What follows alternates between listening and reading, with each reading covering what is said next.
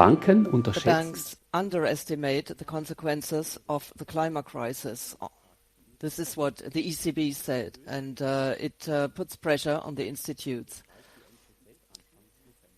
The ECB sees progress, but the financial institutes don't actually treat the consequences of climate change.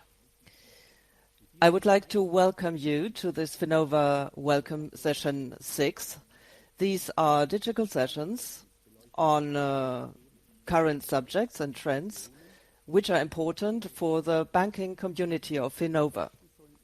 We would like to give you innovation and know-how. Our panelists of today have a lot of experience in the domain of sustainability. They are pioneers and they are inspiring with their ideas and visions. We start with Dr. Obama and her keynote about the current world situation, and then we'll have a discussion, a panel round, with an open discussion of different opportunities and perspectives. Is green the new gold? Let us inspire you and let us take together a long journey into the future. The future is now. That's my subject. The future is now, but what does that mean?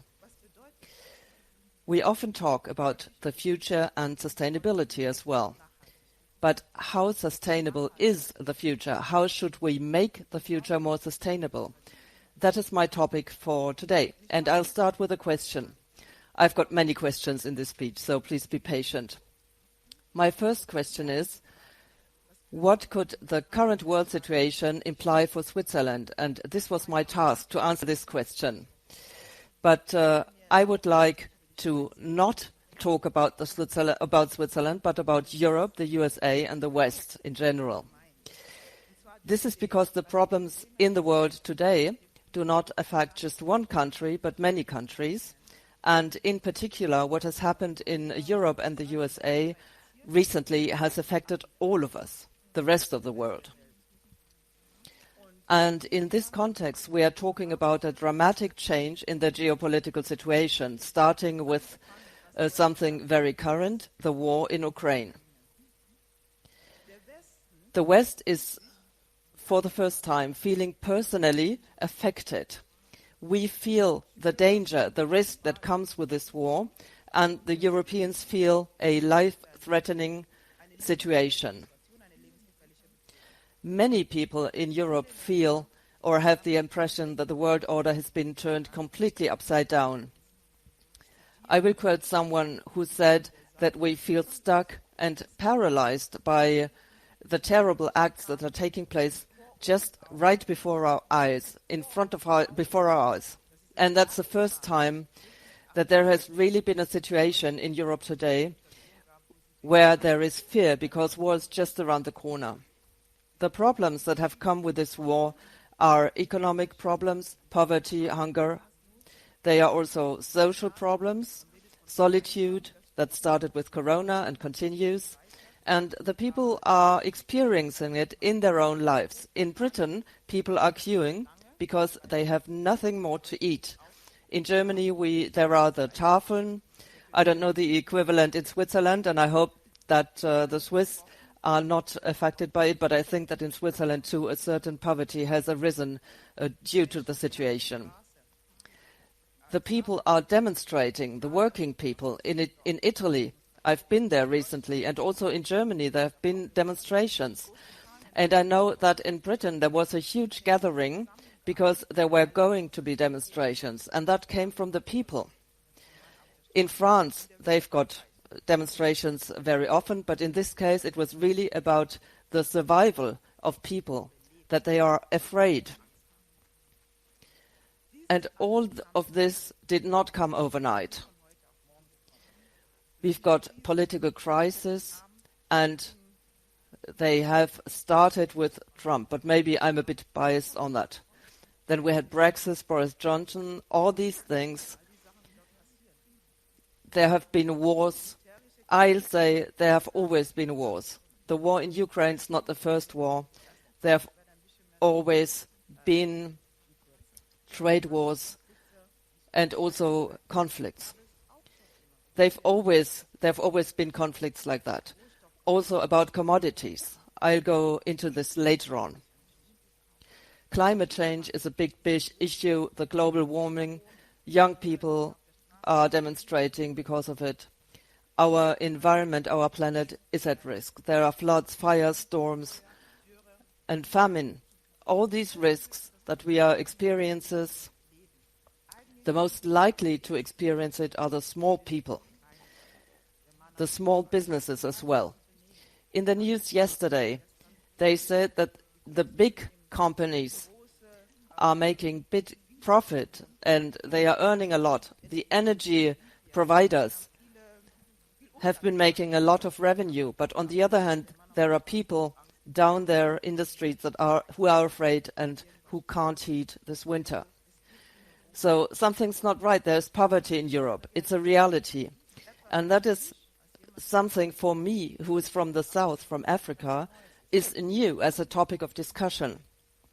And I would like to ask another question. What's the role of the West in world affairs? All the problems we have, the political crisis, the economic and social crisis, and the war, they've got something to do with our way of life, this industrialized, developed way of life, the developed world. We in Africa say that if the West sneezes, everyone catches a cold. The West, that is Europe and the USA. I would also like to talk about what I mean by all that. What effects do the actions of the West have on all of us, the rest of the world? Which global questions do we need to ask ourselves to consider how we make our lives and our future and our environment socially acceptable and sustainable? Sustainable and also safe. I'm talking about September 9/11, the attack on the Twin Towers in New York. Many things have changed and our security has been curtailed. New surveillance systems have been introduced abroad and at home. Taliban and Al-Qaeda were terms that we suddenly kept using. The torture of innocent people, Guantanamo Bay. So this was a legitimization of the start of wars in Iraq, Syria, Libya. We witnessed all of that. And that's why I've got this question. Europe is afraid right now because there is a war on its doorstep. But there have always been wars. That's the problem. Even back then, and I just take the Twin Towers as an example, but this was the beginning of the decline in moral values in the world. We started with surveillance and with torture. That was suddenly a right thing to do. And in doing so, we started to violate the very values that we wanted to defend by saying that terrorism must not exist. People must behave differently. For me, that was the beginning of the end that we are facing and that we are afraid of. And this event allowed one part of the world to determine how the rest of the world should behave. Everybody travels sometimes, but all the restrictions that we've got, all these occasions, these events led to an attack by the first world in the US, an attack on the US Capitol. This was an attack by the US with the president, and the president stood by and did nothing. That all sums up the last 20 or 30 years. That's when all this happened. USA. Let's start with Obama. He was a hope. We thought that things would be different. We'll go back to the time before 9/11 now. Then Trump came as a consequence of that, because people looked the other way for a moment and then there was a Republican in power. That shouldn't be the case. Then in Britain, with Boris Johnson, I'm sorry I said Boris Becker, but I mean Boris Johnson, Brexit, what's happening in England right now is a direct effect of what was done by Brexit. People can't manage their lives anymore. And the problem with Britain is that it's an island. They can't even go anywhere else and live in Europe as undocumented migrants, because they've cut themselves off. All that during that time. So this focus that we had originally before 9/11 on the environment, on a social suffering, to change something, that's all gone because we started treating people as if they were a threat. No more collective action anymore. And then there was Corona. And Corona had a compensating effect. We all went bad in a bad way. There were no distinctions. If you were married, wealth, race, origin, none of it mattered. Everyone was equal. Everybody suffered from Corona. But not really everyone, because I know that many of us also benefited from it, benefited from the pandemic. But that could be added just as an example. And of course, right now, the war in Ukraine, the energy crisis, climate crisis, all these things are happening right now. What are we supposed to do? How can it be that we don't know how things should go? What possibility do we have to shape our future in a better way? It seems as if everything is against us. But actually, we should find new forms of global cooperation immediately. We need to act together. That's the only way it will work. We have to stick together. But will it be that simple? I don't think so. For me, and I say it as a person, as someone who comes from the south and even from Africa, so I know that when this war started, Africans were allowed to leave the country. They were supposed to be the last ones to get out of this country, so there was discrimination in the crisis. And that's why Africa is not so, you look like this, another war. We don't feel it so passionately because we don't have it on our doorstep. There is simply still a war and not the first war. Probably it won't be the last war. Unfortunately, there are many wars, crises, conflicts taking place. It's a whole list. I can't list them all. Democratic Republic of Congo, Mozambique, Israel, Palestine, Eritrea, Somalia, Angola, Uganda, Iraq, Libya. And some of these wars are progressing even. But which wars in Europe? And this is really a question for Europeans and also for Switzerland. Which wars are treated as wars? The one in Israel and the one in Ukraine. All the other wars, they are still taking place, but nobody has a sleepless nights. Nobody is in concern. Of course, there are individual people doing something against it, and there are organizations as well. But in a bigger picture, these wars are progressing. In Syria, you've got 3 generations of children who've never gone to school. In Palestine, people are being chased out of their homes, and the homes are being destroyed. Nobody says anything. The war in Congo still continues. This war started in the 60s already. And all of these wars don't exist because people don't understand each other. We often say that. But no, in Africa it's about commodities. And in Europe, Asia, or Asian countries, there are border conflicts and also genocides. Of course, this exists in Africa as well, for example, in Rwanda, but these are wars because people don't act together. They don't care about each other. They don't care about their fellow human beings. And that is precisely the problem. All these tensions arise because we are the dissolvers.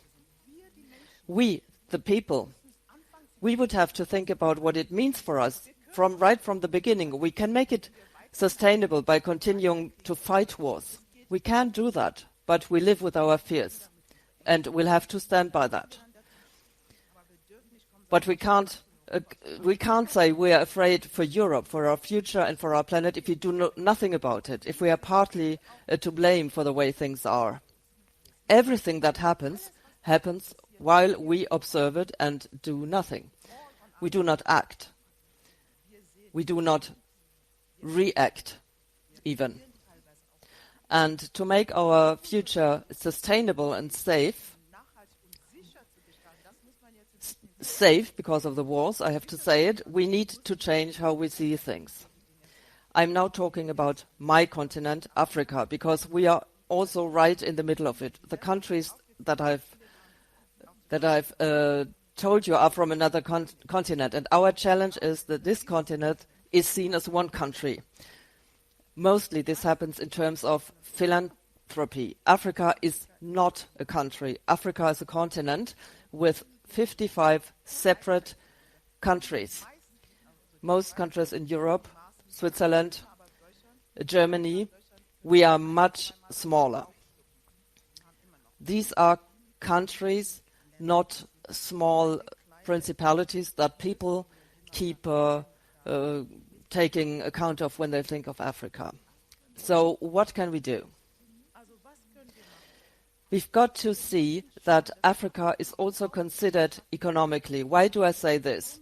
I say it because this continent has the most natural resources in the world, and all these natural resources are mostly exported to the West. Oil, timber, diamonds, copper, aluminium, bauxite, and much more comes from Africa. Some of these only come from Africa.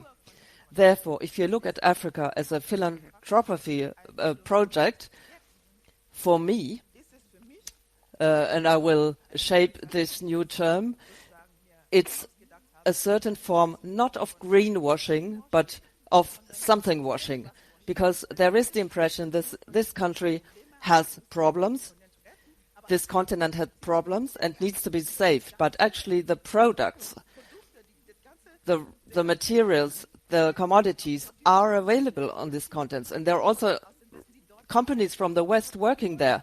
Titanium is one of the most valuable metals in the world, and it's produced in Kenya, but not even the Kenyans, they don't know it, because the company, I think they are called Titanium, and I think they are from Canada, but I'm not quite sure, so please check it.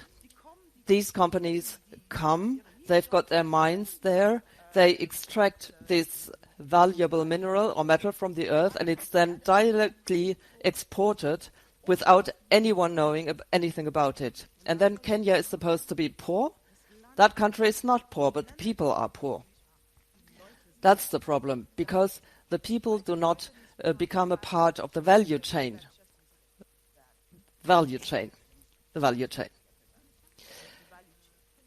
The Democratic Republic of Congo is a country that has most of the diamonds, cobalt, which is used in most iPhones, I think. So all the equipment, they get all the materials from there. And yet this country, it has been at war for 60 years, and the people are poor. And it is said that people are poor, they need the first world, they still need to be developed. That can't be right.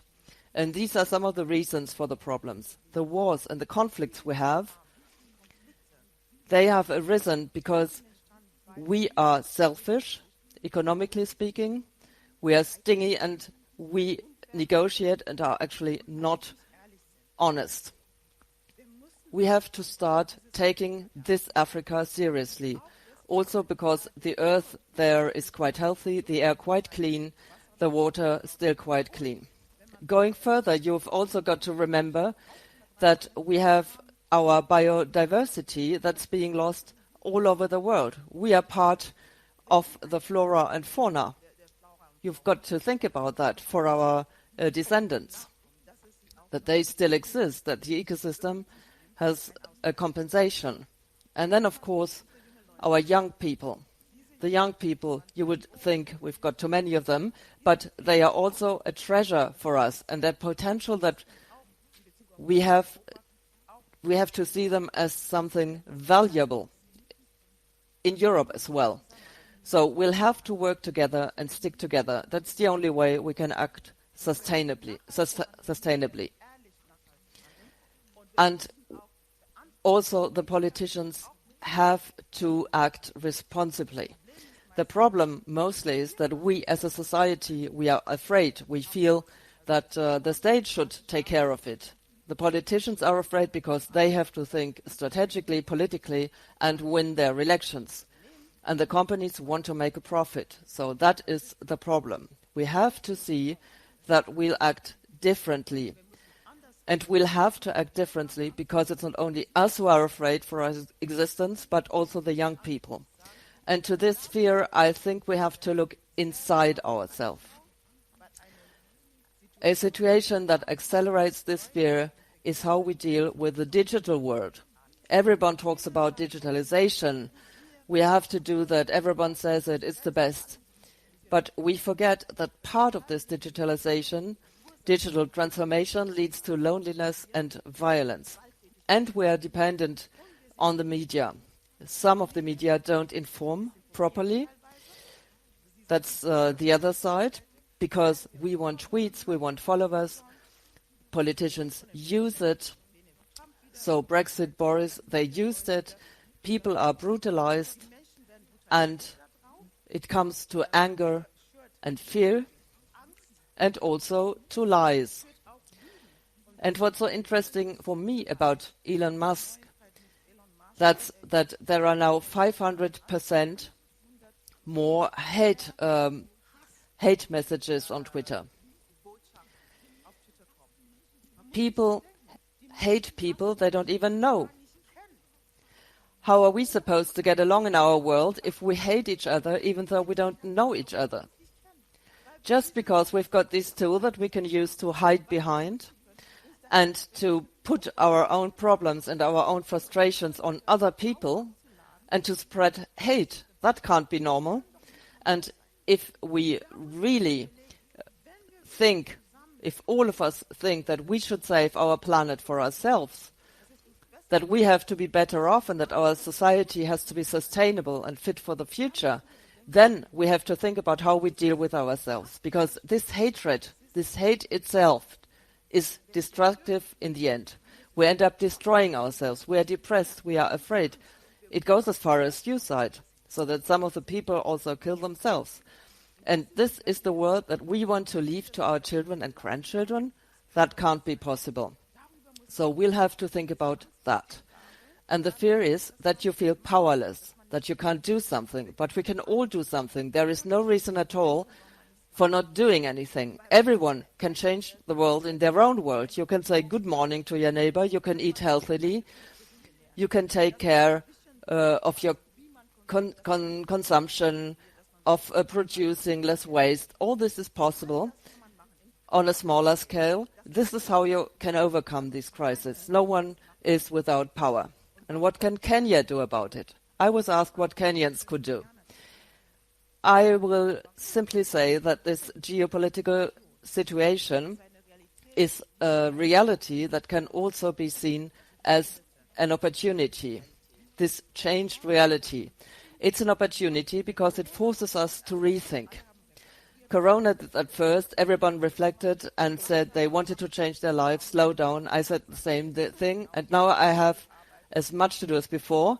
We paused for a while and thought about how we live, and we have to do that more. We have to try to see the bigger picture and what we can do differently in this bigger picture. How could we live differently so that our lives are guaranteed? What we do in Kenya at my foundation, I'm fortunate enough to work with children and young adults from 4 to 25 years old. So we work with the families and teach the children Firstly, that they are not the problem. Especially as Africans, they are not the problem. They are the solution. For everything you think is a problem, the children are the solution, even the little 4-year-olds. I don't have enough time now to explain how, but there are methods and tools to show children and young people that they can take responsibility for what happens to them. So we fundamentally teach young people that all individuals share responsibility for their own future. Personal development is needed, education and training, that you learn something and you learn to work with your hands. This must be valued more. You have to go back to the roots, mindfulness for nature, for everything we do for our planet. We do it for ourselves. The planet doesn't care about it. The planet doesn't care if it's fire, ice, water, but it matters to us because we have to breathe, use this earth, breathe this air.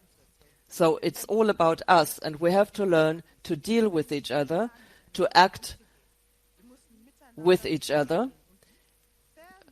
In economic life, fairness doesn't exist, but it's simply all about acting so that everybody knows what's going on, acting honestly and transparently, so that we'll all survive, because we can't go on the way that we are doing it now. Also because it's no longer psychologically possible for us. And we also work across generations. Very often the young people are viewed separately from adults. People think they are opposites, but no. We all have to work together, women, men, old and young people. So our main message is the problems, they are not abstract. We create them. We have to take responsibility for these problems. And also Africa has to be taken into account. Africa is not a country but a continent, and it has to be taken seriously. And young people also need to be given the tools to deal with the situation. What they need is to know that they also have the responsibility for what happens to them. I think that's about all I could say now about this subject at the moment. I hope you've enjoyed it. And I would like to invite you to join the discussion now. It's about sustainability, and I hope you'll join us. Thank you very much. So welcome to our 6th session of Finnova Sessions. We'll talk about sustainability now. Sustainability, everybody is talking about it. Everybody knows something about it. And generally speaking, people talk past each other because they understand different things under the concept of sustainability. It is also a term that is being used in an inflationary fashion and often moves around the meta level. And we, together with our guests, are going to try to bring life back to this term and to go back to the basis in order to concretely express what sustainability means for companies, countries and foundations concretely in our daily lives. I'm very pleased that I have the honor of welcoming 4 guests that know a lot about sustainability. On my right-hand side, Jan Amre Poser. For many years, he was working for the bank Safra Sarasin, and he always worked in the area of sustainability in a number of different positions.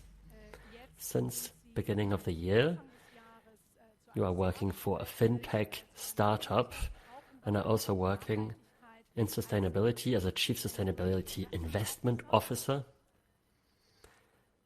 Next to Mr. Poser, I'd like to welcome Christoph Birkholt.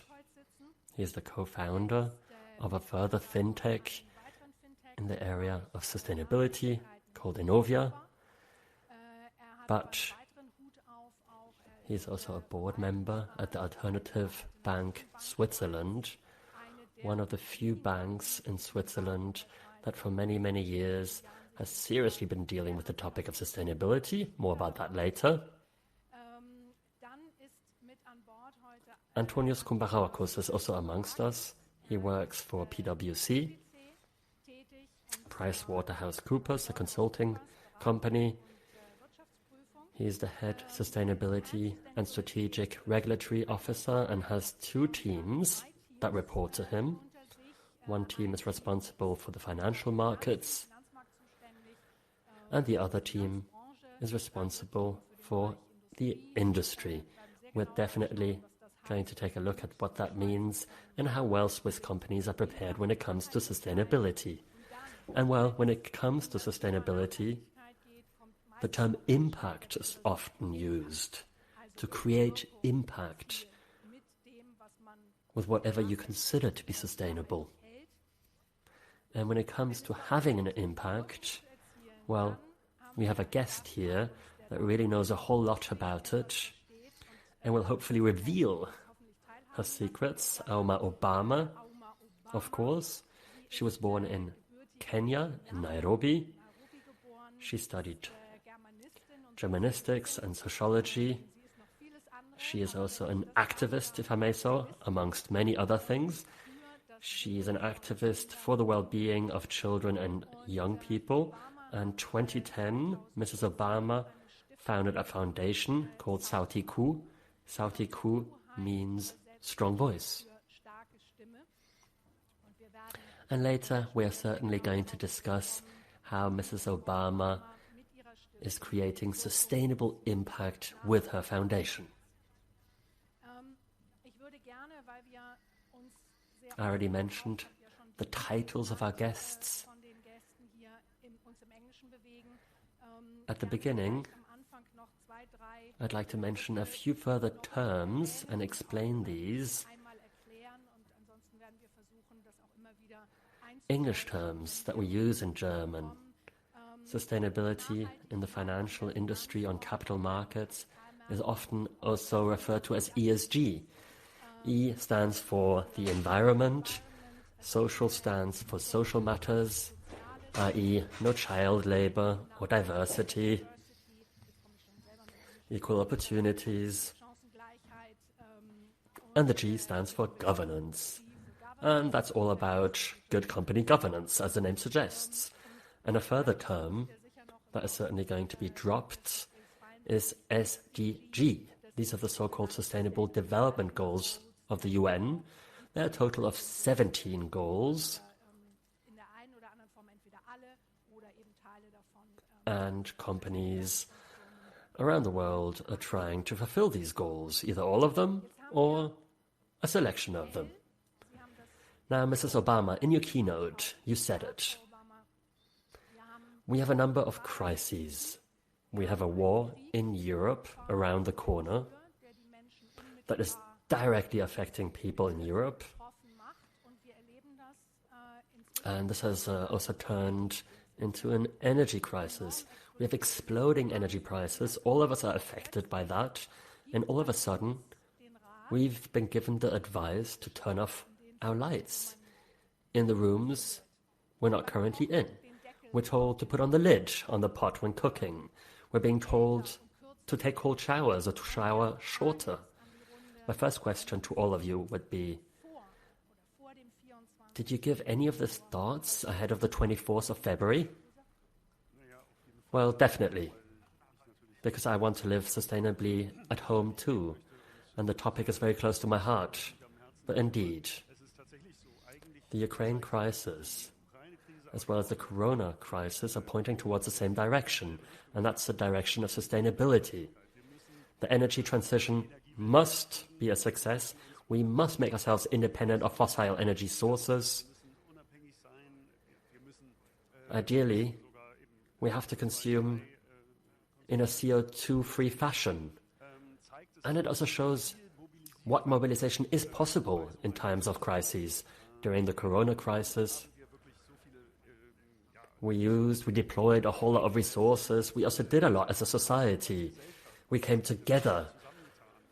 These are the teachings I have won from the crisis. That one can come together and say, we must now do what is right also for the older citizens to ensure that they do not get infected. But also when it comes to the Ukraine crisis, I do observe a certain coming closer together, as well as a mobilization of financial means. And if we take a look at the climate crisis and the biodiversity crisis, well, both will require a lot of resources, and we now know that this is possible and that we can express solidarity in our actions. Now, the keyword blackout is all of a sudden a topic at ours. There is the worry that this could occur during the winter. Did you buy provisions, Mr. Birkholz? No, I did not. And it is difficult for me to imagine having a blackout in Switzerland that we could be affected to this extent, similarly to perhaps what happened during the corona crisis. Perhaps I'm naive, perhaps too optimistic. And I've been around the world and I've taken part in projects and activities in other countries around the world, and I've experienced this before, that blackouts can happen, that the internet all of a sudden doesn't work anymore. Well, things nevertheless keep running. But let me put it this way, I'm not worried at this point in time. What about you? Now, with the Ukraine crisis, we noticed that we have energy issues, but we also have issues when it comes to cereals, and such crises also trigger other issues where we should also have a dedicated approach.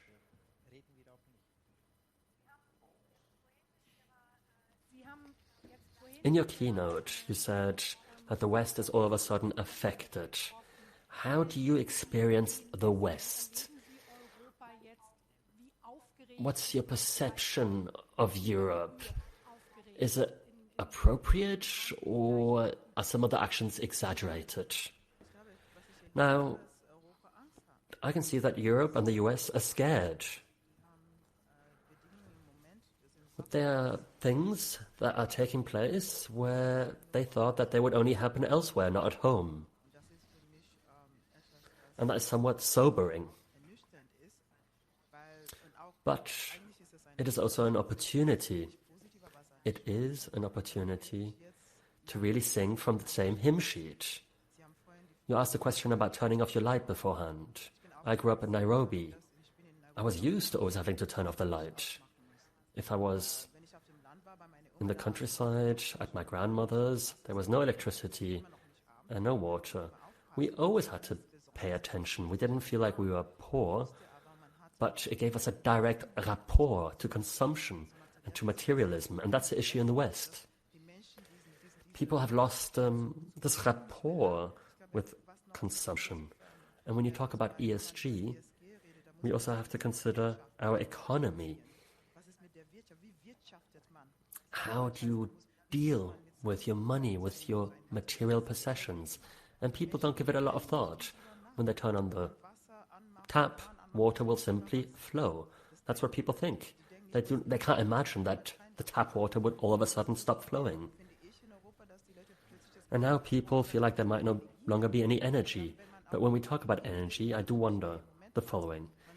We're all being told that we need to save and that we might be cold in winter. But at the same time, we hear that the bigger companies, the energy companies, are making big profits at the moment. And that's the issue. They're earning a lot of money with it. Petrol, etc., has become more expensive, but they are making gigantic profits, and nobody's questioning that. Has all of this been artificially created? That's what we also need to talk about. Now, I'm one of the optimists in this world. If you say that back in the days, many didn't think about it. Water came from the tap. I could simply turn on the heater and it works. I will shower for as long as I want. I might even take a bath. And all of a sudden, we're giving this some thoughts. Now, when it comes to a more efficient usage of resources, this could almost be seen as something positive. Mr. Kombarakis, when it comes to the topic of net zero, when it comes to climate, and when it comes to saving resources, how positively or how skeptically do you look at the world? Now, the top topic is net zero. What does net zero mean? It doesn't only relate to CO2, but to the big six, the CO2 equivalents. So that also includes methane, for example. Now we had the North Sea explosion and the methane emission. That certainly should also be on the agenda. Another topic is biodiversity. Of course, a lot of them are linked. But using resources efficiently is also another topic. And at the moment, we produce and consume in a linear fashion. And in the future, we must place greater emphasis on a circular economy. And when I go through the shopping streets in Zurich, when I see how the people are back in the shops after the corona crisis, well, we need to rethink our approaches. But this should be a bottom-up approach. It should take place via the behavior and preferences of the citizens. And we haven't quite reached our target yet. If we were to live in a circular fashion, we could reduce CO2 emissions enormously, hence minimize our carbon footprint. And then, of course, these goals by 2030 and 2050 would also be achievable. And we're not talking about net zero of our individual companies. We're especially talking about everything that goes up and downstream, also in the context of the value stream. So we must think differently, starting with the production of new goods, whether I produce a chair or whatever. The designer must sit down together with the person that is responsible for the recycling. Circularity is not only recycling, it also includes reusing, etc. These are topics that are now being put on the agenda, also from a regulatory perspective, but we are far from having achieved our target. That's very interesting. Yes, net zero 2050 for the world community is not something we're going to achieve. Global warming, to limit it to 1.5 degrees is something we won't achieve either, at least not at the current rate we're going. Now this begs the question. How optimistic are you with regards to the future, or do we all need to bury our heads? You're right. Germany just admitted that one is behind plan, and in Switzerland too, the progress is sluggish, but nevertheless I'm an optimist, because as you've just said, sustainability is a term that is being used by everyone everywhere, and the understanding of it keeps growing.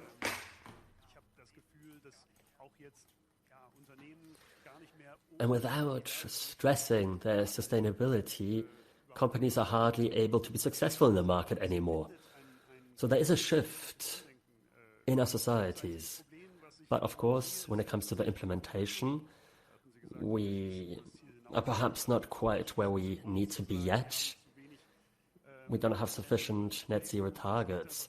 And that's also because we're blaming each other or giving each other the tasks when it comes to getting into action. You said it. Perhaps the consumers also need to act. But the consumers are also going to act according to the price signals they're given. So if the oil prices rise, then they act. And on the other hand, we should perhaps also think that the politicians need to act by increasing CO2 taxes, by putting a price on the environment. But then, of course, the politicians say, well, no, we need our electorate. Or is it the companies that need to do this, or is it the financial sector?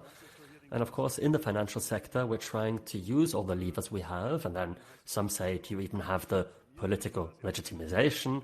but we are the owners of the economy, so we are very much legitimized. Also because it is required if we want the economy to be brought into the right direction. But let's get back to the world community and to the countries themselves. You said that some people are blaming each other. Now, if we take a look at Switzerland, it is my impression that when it comes to expanding renewable energy, Swiss politicians have progressed slowly hitherto, but now, because of this crisis, all of a sudden, things are accelerating. Or do I have the wrong impression? Generally speaking, Switzerland sees itself as a role model in a lot of areas. If you take the financial industry, Switzerland has already done a whole lot in the past. Sustainable investments have been conducted for a long period of time in Switzerland, and renewable energy is also a top topic in Switzerland. But of course the question remains, can more be done? And if you take a look at Scandinavia, and also when you go through such crises, it is important to find a path to remain innovative. Switzerland wants to position itself as a front runner when it comes to public disclosure. In the future, companies will be obliged to disclose a lot of matters relating to sustainability. These are all topics where you can see that Switzerland is going down the right path. But Switzerland won't be able to do it by itself. Partnerships are required at an international level. At the level of G20, a consensus has to be found to have a structured approach towards solving these problems. Would you like to say something about this? This question, who is responsible or who needs to act, is an important one. And the answer must be everyone. But when it comes to the question, who owns the economy, who emits the biggest company? Well, these are the big companies, the big energy companies, followed by mobility and agriculture, and of course real estate. Now, these are decisions taken by individual persons. These are decisions taken by management, by owners, by owner representatives, by politicians when it comes to framework conditions such as CO2 prices, etc. And in my opinion, it isn't sufficient to let the free market run its course. For me, this is a shift of narrative to not be held responsible, and it is an important lever. I'm not saying the opposite, but it is decisive that companies, that the financial industry, that politicians, that all of them become active. And perhaps sometimes you also have the consumers that pioneer certain trends, but in other times they simply follow framework conditions. And there was this whole flight shaming discussion, and it is a big problem. And it is also linked to a shift of the discourse if you focus on it. To get back to the topic, now Switzerland wants to expand solar energy, provided the big panels can be placed everywhere, as has been imagined. We are at 2 terawatt hours electricity from solar energy by 2035. The aim is to have 35 terawatt hours, and by 2050, 45 terawatt hours. Is that realistic? If you know the Swiss process, because of course, you can always have a target,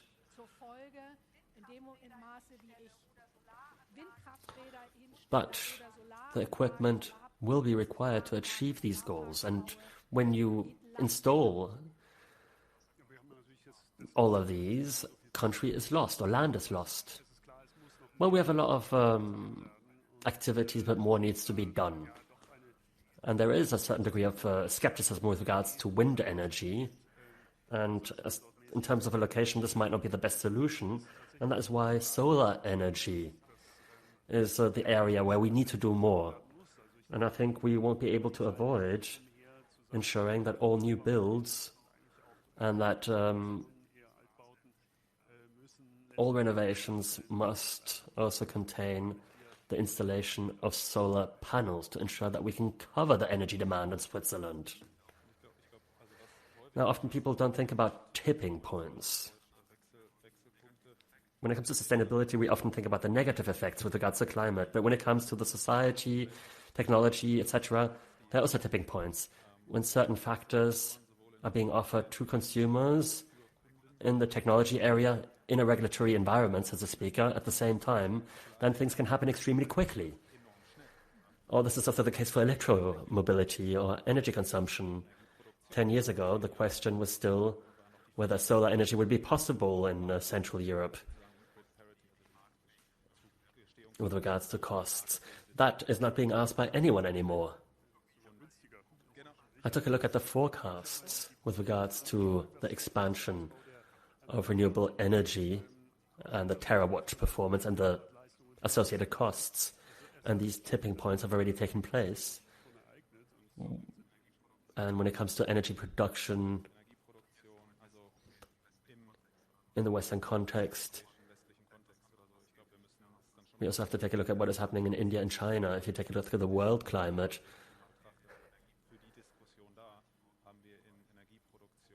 but in the automotive industry, we've achieved the tipping point. In the food industry, I feel like we're slowly getting there. There's more and more conscience of the negative consequences and the alternatives that exist. We can see the consumer behavior is changing. So we do realize that these tipping points have already been reached or are coming closer and closer. Now, these are the positive tipping points. There's also the negative aspect that Switzerland is suffering from climate change more than many other countries. Now, climate or global warming is already above the world average in Switzerland. The glaciers are melting. The rocks are falling down from the mountains onto the roads in Switzerland because of climate change. Let's be honest here. So this affects Switzerland, and that is why in Switzerland we must also act.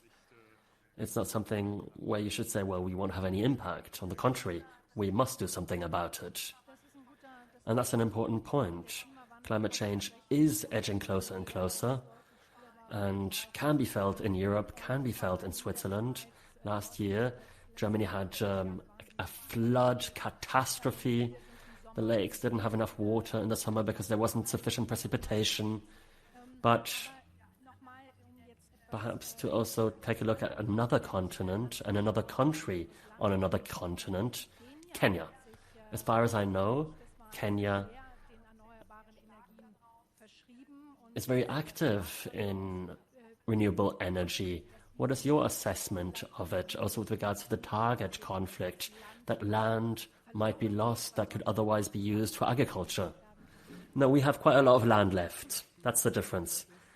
It's only about whether people are embracing this. And everyone is giving this some thought now. We spoke about blackouts before. We always had electricity blackouts where there was simply no electricity left in our country, simply because it wasn't managed appropriately.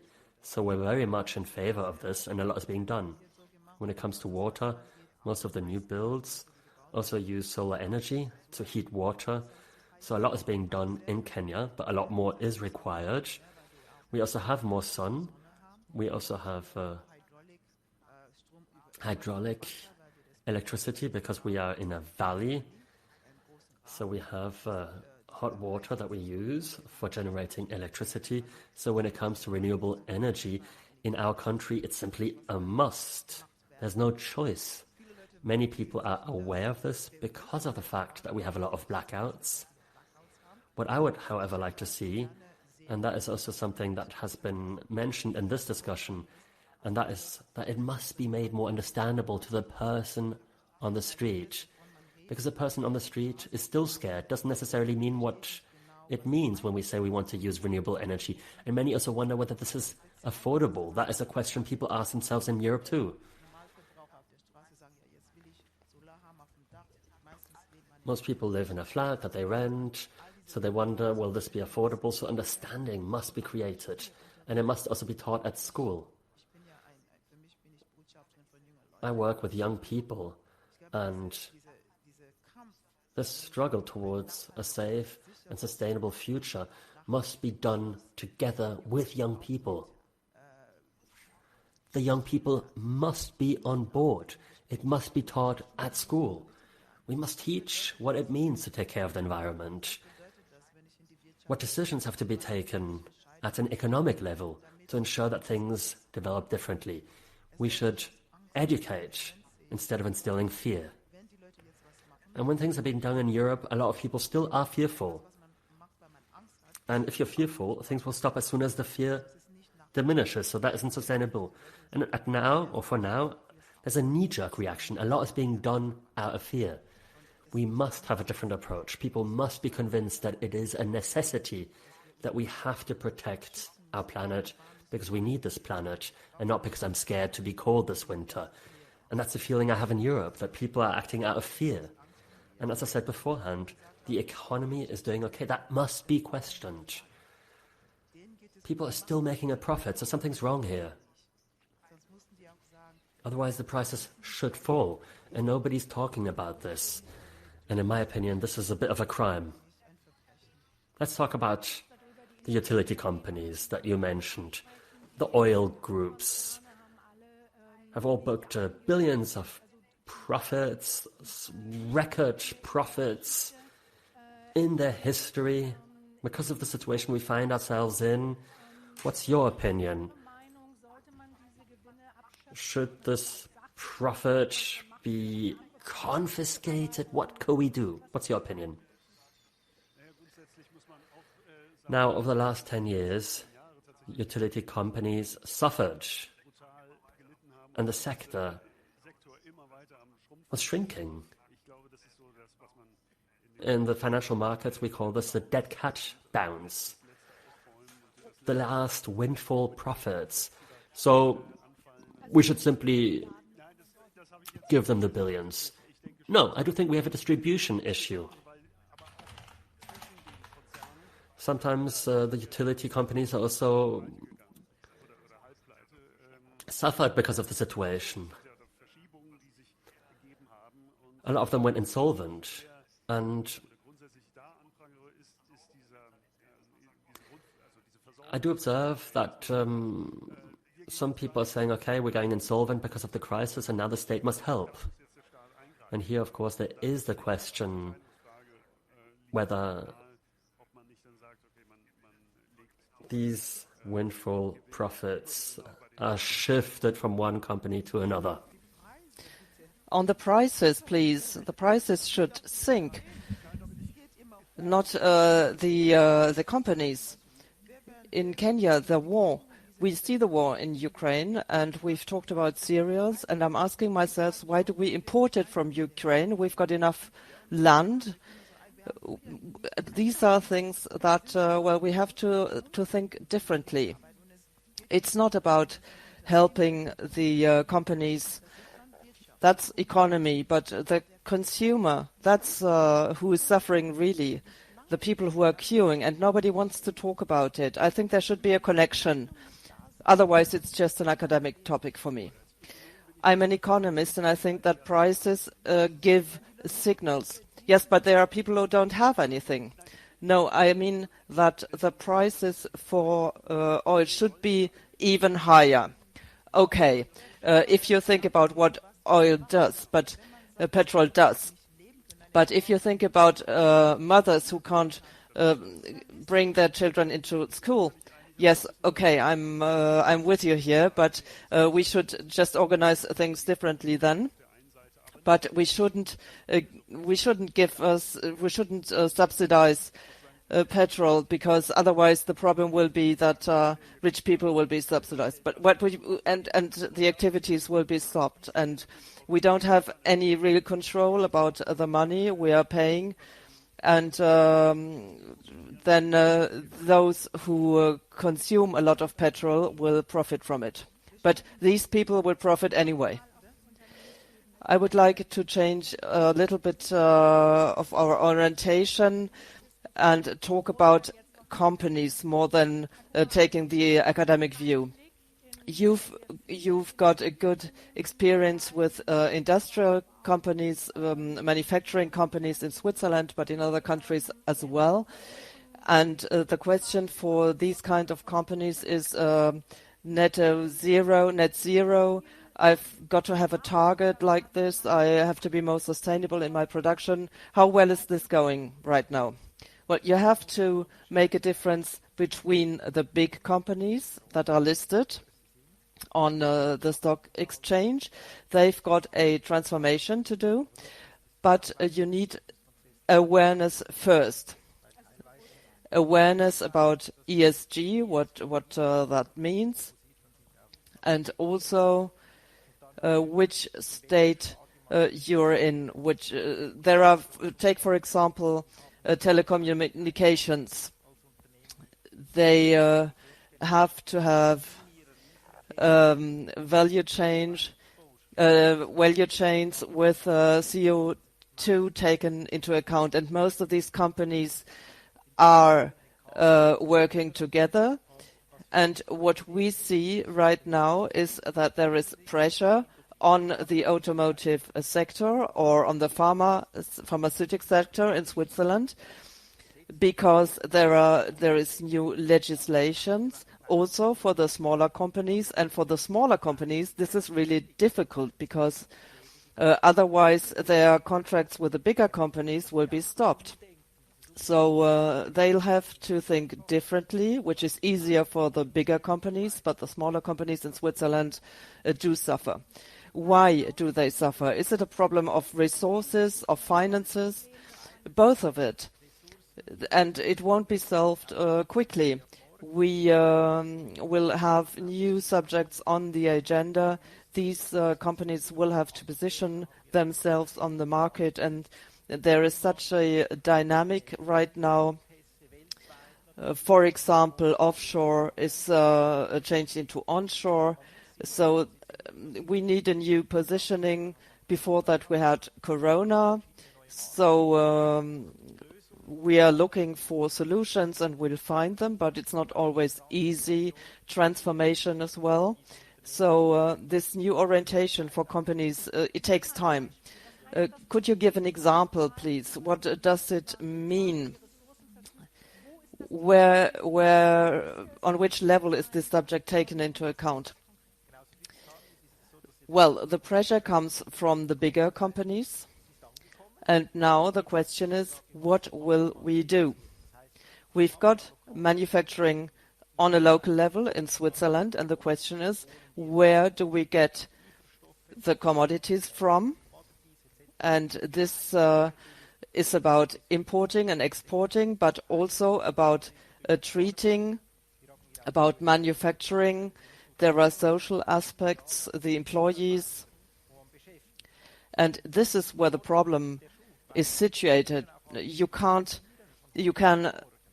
work electronically.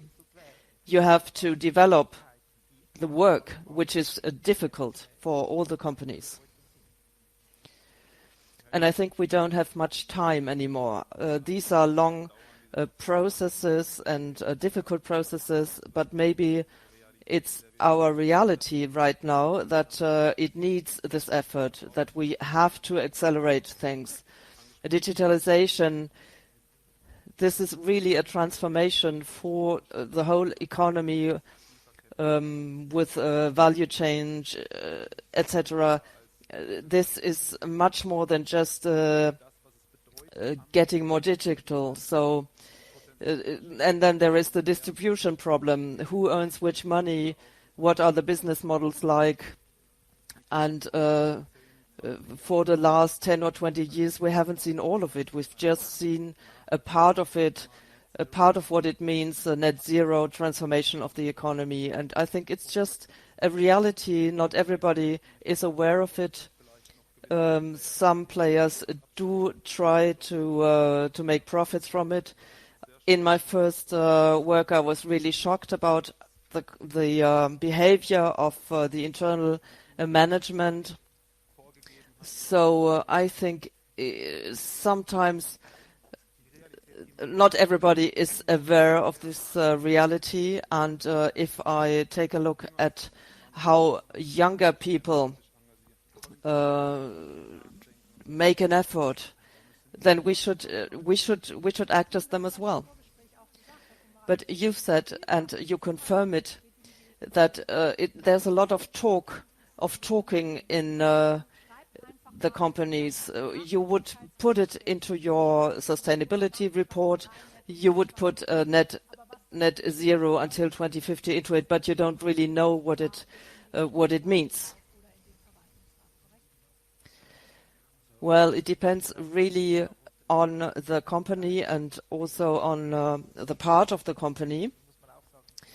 Also, where does the sustainability report come from? It was used as a marketing tool very often in the past. For financial institutes, wealth management, etc., you take a look and you publish your key figures, indicators, and also development factors, but also to control the climate change. And not many companies have taken everything into account already. And I think that sustainability, it's a long journey. And at the beginning, maybe a company has to say, net zero, we like it, we will do it. But then the second step would be to find the tools. You probably need consultants, and it gets more and more complicated. But if you don't achieve certain targets, then management is blamed for it, and there will be reactions from the investors. They will say, well, you haven't achieved your target. So I think in the past, yes, there was a lot of talking, but it's getting more difficult, and the tools are getting clearer and clearer, and at the end, everybody will have to work together, and I'm quite optimistic that what's often called greenwashing is a part of the journey. So what you say is that you have to act more and more. I would like to ask you something. You are a real optimist. I'm astonished, I must say, because when if I take a look at the world order economically, then I wouldn't necessarily think that it's going at a slow pace because it's difficult, etc. I think they know very well what they are doing. And I'm from a country where people are really exploited, and I think that everybody knows that what happens. So I'm really astonished. I'm surprised that there are people like you, but I don't think that that's a reality in the companies. Also in Switzerland, with all the banks, where's the money from our governments that takes all the money? Where's that money? So it's a really long journey.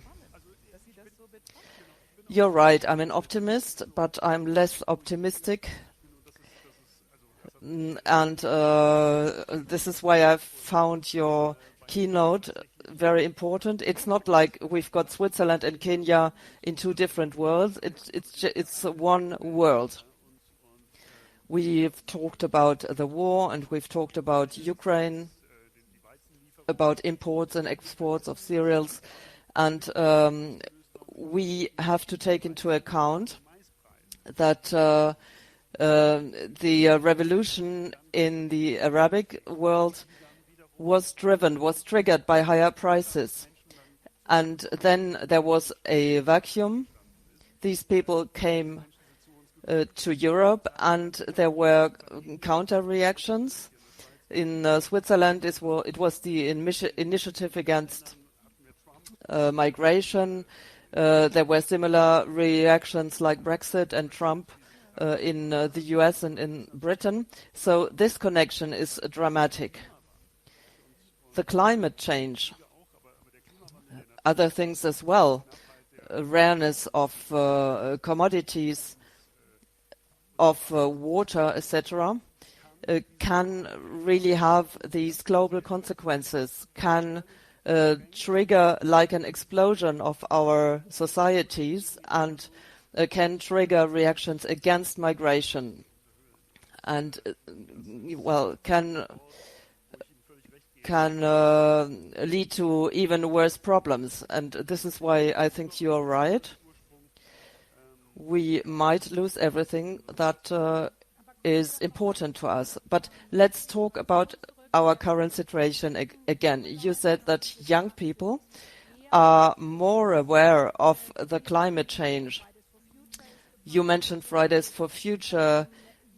The younger people, millennials as we call them, are more interested in impact investing, in sustainable investments in a broader sense. So there are new probabilities, economic probabilities as well, and we've got two representatives of this world, but also for the banking sector is going very well. There is high demand from the companies, and there are new technologies as well. So decarbonizations offers possibilities as well, carbon capture and storage, just to give you an example, to capture CO2 from the atmosphere and to put it into deeper layers of Earth. So these are new technologies, positive things. Am I wrong? You say it's just too slow. Yes, and I'm convinced about this.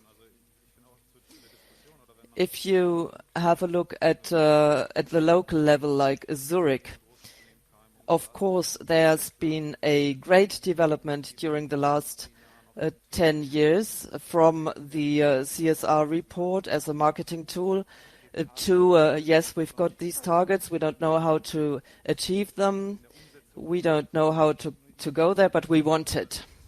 So this is a nice development. This is also true for technological developments. CO2 capturing, there is an example for a startup in Zurich as well. The only question is, will it be quick enough? Will the scale be sufficient, or will there be a more in equilibrium? Of course, we all hope that it will be profitable for everybody, but reality shows that it's not the case.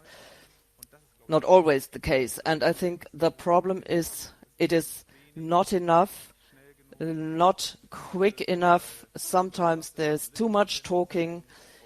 Then you would progress a little bit, but then you will fail at certain respects. We have the climate crisis, we have the wars, which also is connected to access to resources. So it's we have to be aware that we can look at every crisis in the world, and there will always be a connection to the climate crisis. So we'll have to do more. I would like to about the people, because the climate change was caused by us. Yes, the only question is, will the planet be still worth to live on it? I would like to give you some ideas about figures.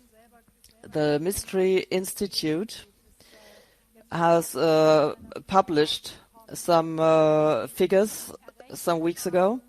They've calculated the investment needed to achieve the climate targets. So we have bigger investments. We've done bigger investments during the last 5 years. But if we continue at that pace, we'll reach net zero at 2099. 89, sorry. And this institute talks about trillions. So these are billions of dollar, trillions of dollar, and this has been calculated for different sectors like industry, and would imply that investments have to be 45 times as high as today. In other sectors, even worse, 86 times what we are investing right now, etc. Well, these are static figures. We had figures, a couple of minutes ago that took into account the dynamics with technology change, which can actually accelerate the development. But I think it is clear that we need more investment. Also with the sustainability goals, they calculated 2.5 trillion US dollar that were needed per year to achieve the sustainability targets until 2030. So these are gigantic figures that have to be invested by the private sector after the government sector already invested into it. And this is something that we would like to encourage. We would like to encourage the millennials to invest into the sustainability goals on an individual level or on a collective level. But I am quite convinced that the Paris Agreement, Switzerland just published their report, so I'm quite optimistic that the political measures will come at some point in time and will accelerate things. And then the petrol sector, which now maybe has a part of 5%, might be replaced by the carbon capturing sector, because this is what we need. But the governments should part of these investments, but it would be mostly the private sector, which brings me to ESG, to the capital markets. So you've got your direct competitor on your right, next to you. But we just said we are brothers in crime or in mission, like I would say. And Jova has the same target. You've been working on the market for a somewhat longer time. How well is it going? Well, right now, sustainability, it's going great. Digital offerings are in demand right now. If you have a look at the stock markets during the last year, then you probably won't tell everybody you've got minus 15% performance. Please become a customer. I think we've got really a challenge for investments, but the bigger development is something that, if you want to be a pioneer in sustainable finance, if you are not such a person, then you are doing it wrong. It's clear that there is a new generation that's coming up, the millennials, and they are starting to work, they are starting to save, to acquire wealth, and they are digital natives and sustainability natives. For them, the consequences of climate change are very strong, and you need to offer them something. You can call it a probability, a possibility, a chance, but it's clear that they need something, and the traditional banks can't offer them anything. They are losing in power, they are losing in influence, and on the other side, they are still they still have their conflicts of interests of the past, and they can't concentrate on sustainability. So what you need is a new bank that, a new bank that comes on the market, a good financial institute that can offer something for millennials. Sustainability and sustainable investments are very in demand in Switzerland. Whatever sustainability means in this context, it's not always very clear, but you both have been talking about impact investing. So what's the impact on the local level, or as far as sustainability is concerned? Well, the biggest lever is to influence on the behavior of the company, so that the investors can influence on the decisions that are taken on a higher level of the company. If you can influence as a retail investor, for example, if you can go to them and tell them, I don't agree with your behavior in the Arctic, in Asia, then you've got a direct influence, what we call disintermediation. So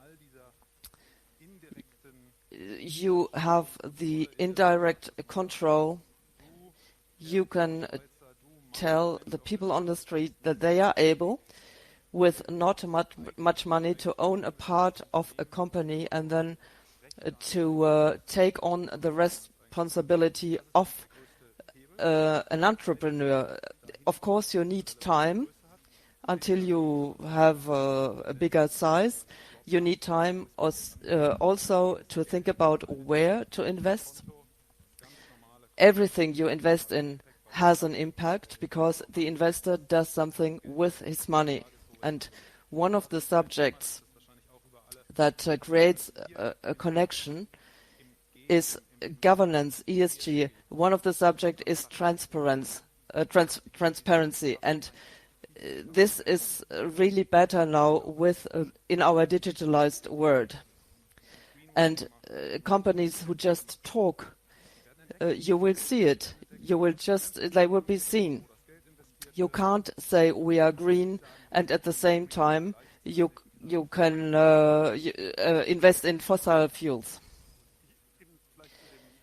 Another word on the impact. You said that ESG is a sustainable way of investing, but I would like to put this into perspective, because sustainable investment is oftentimes applied on a global level, but there are different ways of doing it. For example, based on values. For example, you say, I don't want to invest in cigarettes or tobacco, which means excluding certain areas of investment. It has often been criticized because it was said, well, you'll have less of a profit.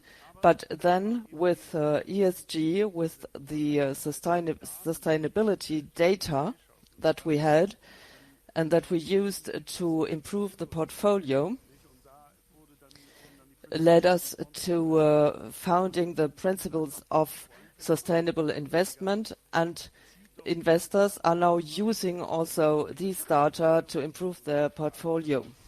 But the problem was that this approach that would have been good for improving the portfolio was used to say, well, this has an impact and we'll sell it to private investors. And so they said, why? What? It's not there for being used like this. And this is why we need another approach, and we do it by having a framework of these sustainability targets. And then we take a look at it, and we check if the companies have an impact on these targets. And thus, this leads us to have an alignment with the sustainability targets. But only a small portion of funds in Europe are aligned in this way, so there is enormous potential for growth. We've got somebody here who has a lot of know-how about impact. Mrs. Obama, you are the founder of a foundation for children and young adults. Could you tell us a little bit more about it? One of the things is that we think it's important to create awareness with the young people, awareness for their responsibility for their future. And this is something I try to achieve, where I would say, on the other hand, that it might be good to slow down, is, and I will come back to Africa, because these children are little Africans, and this continent, Africa, is very big, but it's not taken into account right now enough. And this is why my foundation is called Strong Voices, starke Stimmen, because what we are working on is being at the table and participating in the decisions. Of course, you will have to work. First of all, you've work to do in the West, because that's where everything takes place right now and where all the consequences are caused. But we'll have to take into account that on our continent, and that the young people I work with also would like to own a house at some point in time. They would like to have a water in their houses. So this means that the goals of our young people in rural areas are the same that we had here after the 50 years ago. And if there are no discussions with us, then we won't be able to use these goals, because we'll keep lagging behind. The chance is here, and this is why I work with these people. I want to create awareness with them that they have to care about environment in order to improve their lives. It has to become a way of life for them. It has to be done without thinking for them. We've been talking a lot about money, but in my foundation, I work with people in rural areas, and I tell them, buy locally, eat locally. We are talking about a lot of money, although it sounds naive, but if everybody starts on an individual level to create this environment, to create this awareness for sustainability, that's also a way of handling the environment, of caring for one another, then it will be quicker. But if you talk about economy, if you talk with our governments, they aren't interested in that. I'm sorry. They want to make a profit. Coffee, tea, flowers, that's what Kenya is known for. If people won't drink coffee because it's not biological, because it's important, I don't think so. Everybody has had his or her coffee before leaving their house. And this is why I say, in my work with young people, I first work on a local level to create awareness for responsibility, to make them aware of being able to change something. Digital is very good, but in Africa, there are only 4% with a connection to the internet on the whole continent. So if you take this as a part of a solution, then we will not be at the table, although our Wi-Fi connection is better than in Europe. Now that's interesting. How absurd must the discussion we're having here seem to you? And when I mean here in Europe, when we speak of impact, investing and sustainability. It's not absurd, it's alienating. But it needs to happen. Europe needs it a lot more than us. because energy consumption mainly takes place here. All these issues we're talking about in the context of ESG, even when you talk about the SDGs, that too must happen here. And I think in the past we had only 8 goals, and back then the focus was on the countries in the south, as if the issues were all created in the south. But the issues are global, which is why it's important to also achieve the goals here. Poverty also exists here, floods also take place here, etc., etc. And that is why this dialogue has to take place. You said before that you work with Nigeria and at an international level. And when you work at an international level, do you speak about impact, creating an impact, or do you speak about how to do deals? When producing, do you talk about impact investing or not? Because it needs to be integrated. Otherwise, it's alienating for us in Africa and dangerous for everyone, because we are the largest continent. And in terms of the population, we're growing extremely rapidly, and we have most of the young people, aside from China. One addition, perhaps to build a bridge. We heard about impact engagement, where you can exert influence in the stock market, for example, if you are as big as BlackRock, for example. So engagement perhaps is one topic where things can be done. And of course I can link every product to an SDG and to make it sustainable. What matters is to also have the KPIs and to show these too. If you link SDG to the correct data, then great. But a bigger lever, and we shouldn't forget this when it comes to the impact, a bigger lever is direct investment. Private equity is one area. But can the retail customer play suit? No, there's no bridge here. And direct investments via certain foundations or private-public partnerships, that's the path of the impact, where in Africa you can finance projects in a dedicated way.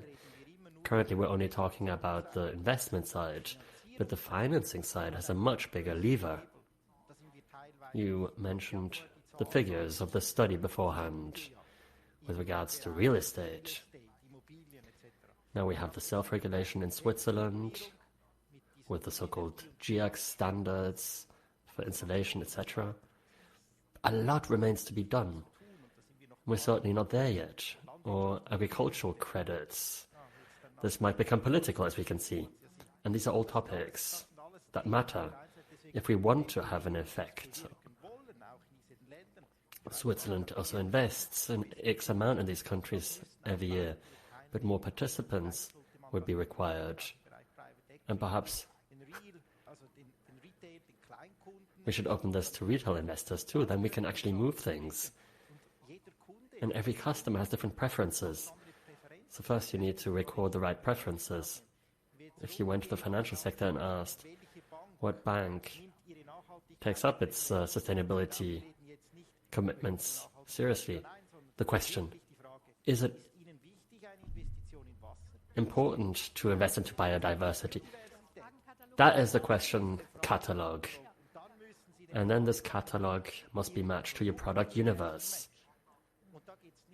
And it's not about your assets being sustainable by 40 or 50%. It needs to be a bit more. And that is why we're currently talking about greenwashing in Europe. In the US, there's a NAMAC, and we're actually talking about 80% now. So yes, impact is an important key to growth and to really contribute.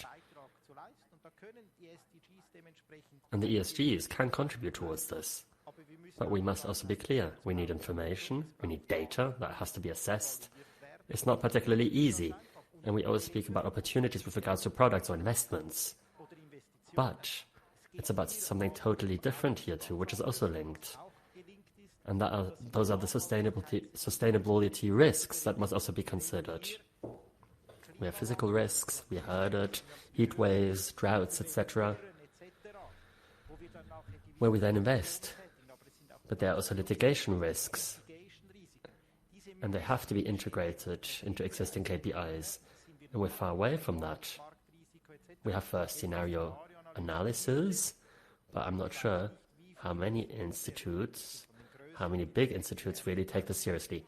Now, if I understood you correctly, you were trying to say that we are still on the level where words are being expressed without real tangibility. Well, commitments can be made, but they also need to be implemented. It doesn't suffice to say I'm going to sign something because my customers need it for due diligence for me to obtain money. Okay, so basically pressure is coming from the financial markets, from the investors who are demanding this. That's the one side exerting pressure. But then there's also the regulation. We have DWS from the Deutsche Bank. They have a bigger issue when it comes to greenwashing, but many others too have to start expressing things in their books. So we have pressure from the regulation, but does that suffice? In Switzerland, one is always very careful when it comes to a top-down regulation. Switzerland always says self-regulation is the right path in the future. But now, interestingly enough, we had the Banquier Association with an obligatory self-regulation when it comes to sustainability, and at the same time, or briefly afterwards rather, we had the Asset Management Association, which went down a similar way. So it seems like the FINMA is on this. Well, it is clear that Europe is the front runner when it comes to regulations. And Switzerland also has this topic on its agenda, also in light of the targets. You said it, the Swiss Banking Association initiated the first steps, sustainability preferences, also recommendations when it comes to net zero, to ensure that this understanding and this implementation also takes place. And you mentioned the AMAS too. And it said that exclusion is no longer a sustainability strategy. So excluding individual sectors is no longer sufficient. And neither is ESG integration. So one or the other asset manager is going to have to do something here.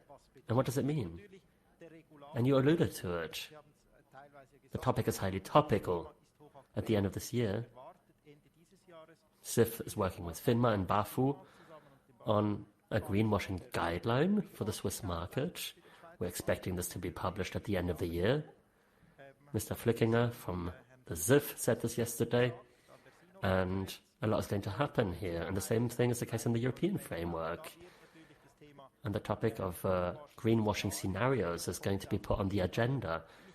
It'll be interesting to see how much of the marketing material really coincides with the sustainability reports. And if they cannot prove this with facts and figures, then please withdraw your offers. And that is certainly going to have an effect on the market. The regulators are on this, I'm sure. But yes, in Switzerland, self-regulation is popular. And the FINMA was not on this. I was also part of this commission in the framework of this Banquier Association, and I also co-developed these criteria. But FINMA is exerting pressure. No? Yes, FINMA wants to see whether they're actually doing what they have announced now. But generally speaking, in Switzerland we have a so-called light touch regulation, where we say, okay, we're doing an industry initiative and this is working out. In Europe, we have the stronger lever, because many said, well, we're not quite sure, sustainability is so complicated.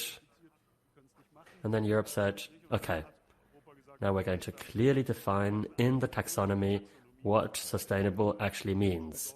And this is, of course, causing a lot more pain now, and is also offering a lot of consulting possibilities for my dear colleague.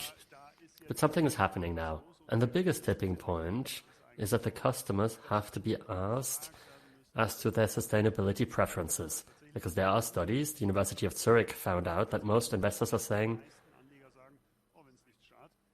Well, if it's nothing that is going to harm my performance, I'm in favor of investing sustainably.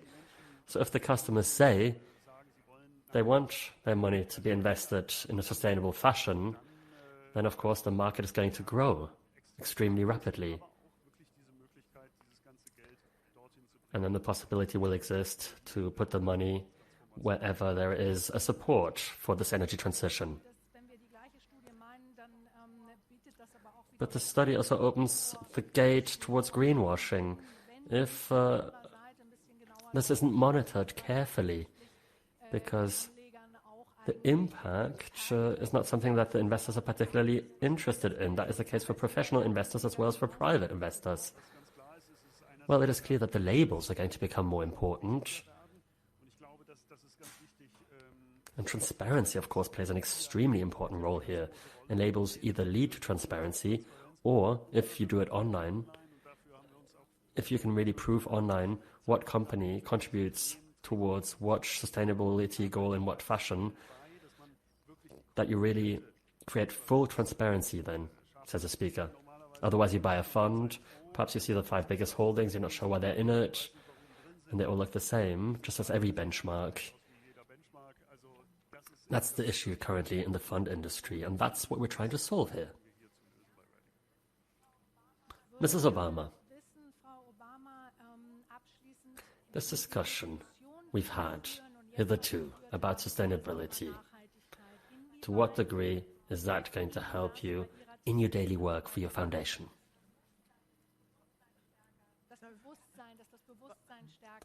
But there's more sensibilization around this topic. We're always working on this topic in the foundation, says Mrs. Obama.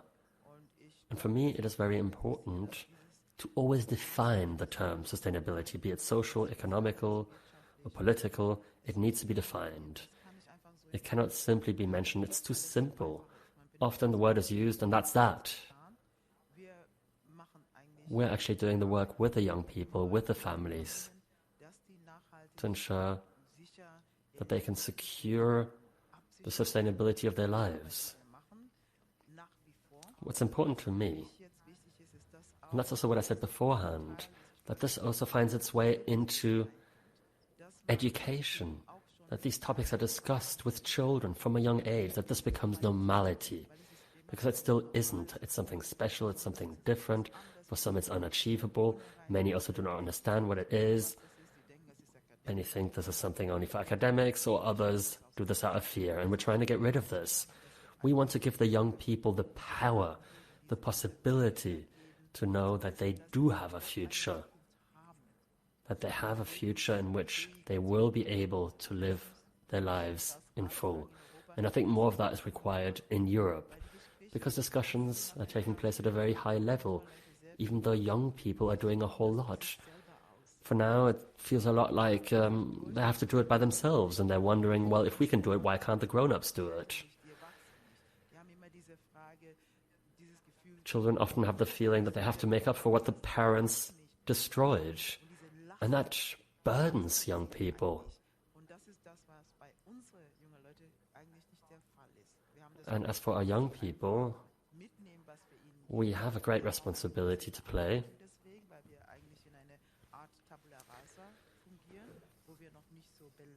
Because in Africa we're not all that much burdened by what's happening in the West. That makes our work interesting, but also difficult because we have to do it right. We do not want to make the mistakes made in the West. So we see this as a great opportunity. And of course, for me, the question is, how can we ensure that our governments also come on board? How can we have a framework that is also supported by the government, which is not the case at the moment. Most of my partners are to be found abroad. In my own country, it's not, or it cannot be taken for granted that young people are considered. And the young people want wealth and security. So discussions have to be made. We have to tell them, okay, wealth and consumption was also the most important for us, and look at to what that led. So please do not do the same. So we have to have a dialogue where it's not about we're going to teach you, we know better. Instead, there needs to be a discussion, an interactive discussion where everyone is at the table. That's what we're doing with the young children, with the parents as well, with our partners. So basically a partnership at a level playing field. Okay, it is clear that a lot needs to be done. We need to educate the media. You're going to do a lot with your foundation. And all of us here present have to ensure that this topic is treated again and again, and that we really do manage to have an impact. Thank you very much for this panel discussion, and see you soon.